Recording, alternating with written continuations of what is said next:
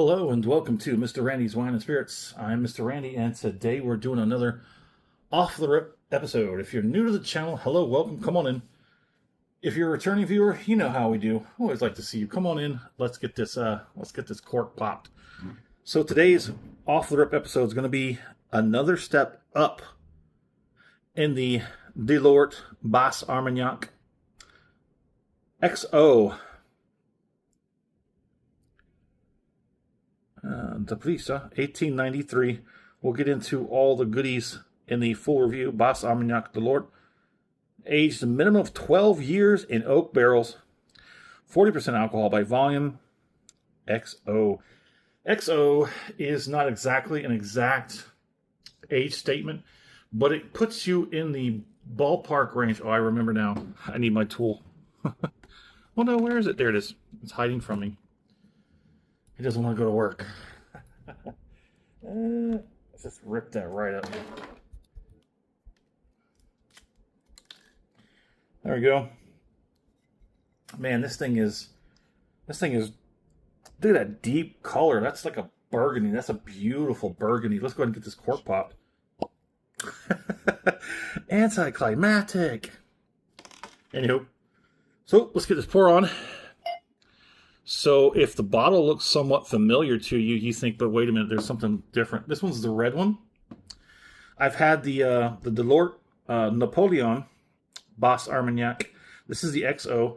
The Napoleon was, I think, where was it? This one says 12 years. I think the Napoleon was 10-ish, I think. XO likes to start around about the 10 to 15, somewhere in there. The Napoleon, which is a step down from this one, is like around 10-ish. I think somewhere between 8 to 10 or something like that.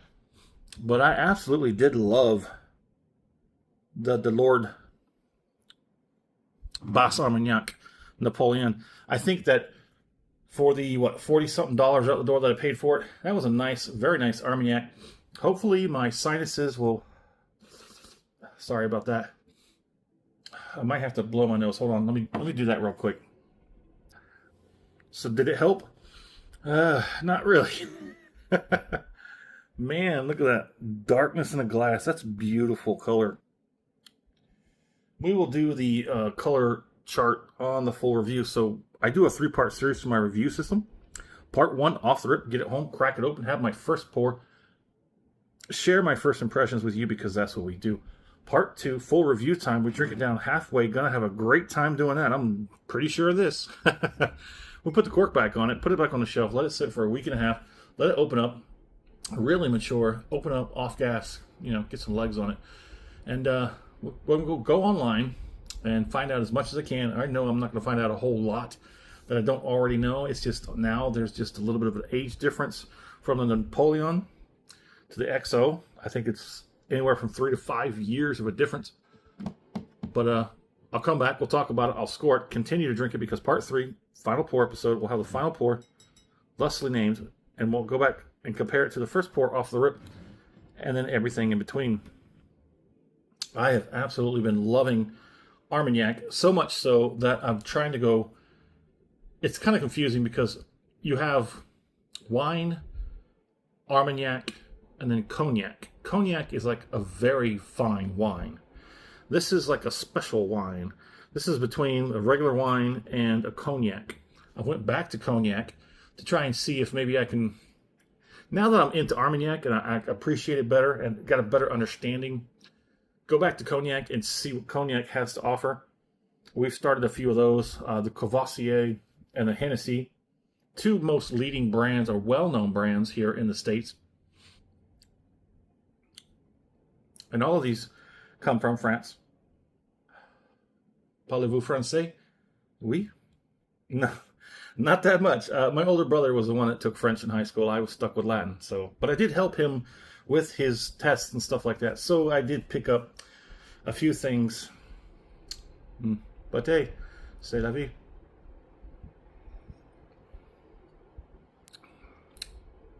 Ooh, on the palate. That is like a staunchy oak. Like a staunchy woody. No, it's not oaky. It's more wood.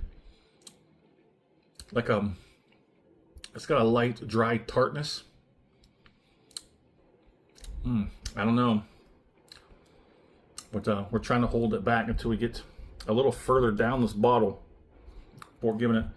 I think, as I said with tequila, I like reposado, but añejo is a hit and miss with me because it's too smoothed out. The rough edge, I like rough edges because rough edges give it character. I don't like it smooth as glass.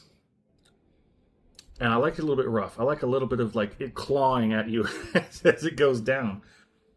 I know that's a little rough imagery, but I don't want to just slide all the way through and you're like, hey, where'd you go? I like it to be rough enough to hang around with you for a little bit and you get to know it better. And then once you get up in age, when it sits so long in these barrels, it could literally rob it of a lot of character. Some people like that. I'm not too sure. I don't really care much for Cristalino tequila. It just seems like it seems unnecessary and a waste, in my opinion. But hey, we're doing Armagnac, so on the nose, it's beautiful, but it seems a little bit lighter than that Napoleon. So it might just be that I find it just like tequila, that you can find some pretty good Armagnac in the $30 to $40 range. I would probably say probably $40 to $50 range when it comes to Armagnac. When it comes to cognac, I'm probably going to say you got to go a little higher to the XO, because we had the VS, we had the VSOP, very special old pale. Now this is extra old. So the Armagnac might be a little bit sooner, because what's the difference between Armagnac and cognac? It's how many times distilled and sometimes how it's matured. But mostly it's distillation. I find that most cognacs are extra fine wine, which means it's distilled 3 times, well, up to 3 times, where Armagnac is distilled once to twice. Ooh, let's get the second one on. Let's move on.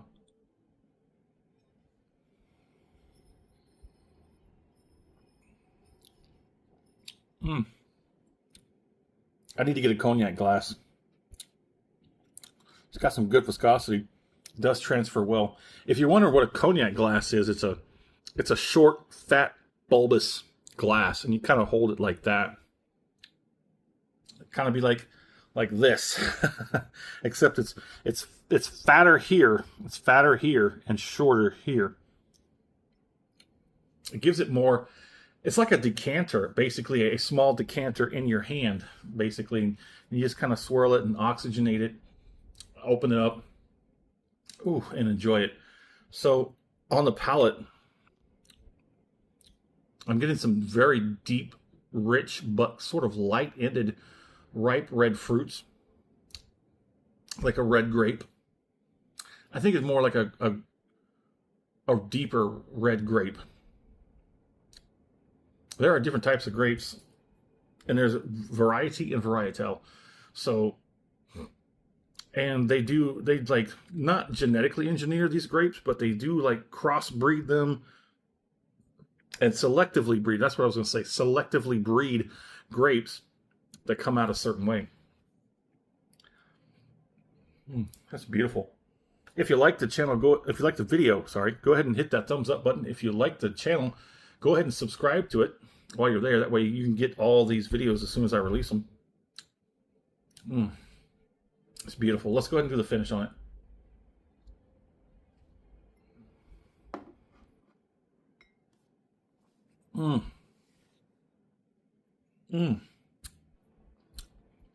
Much lighter, easier, smoother than a lot of cognac I've had. But then again, I haven't had a lot of cognac.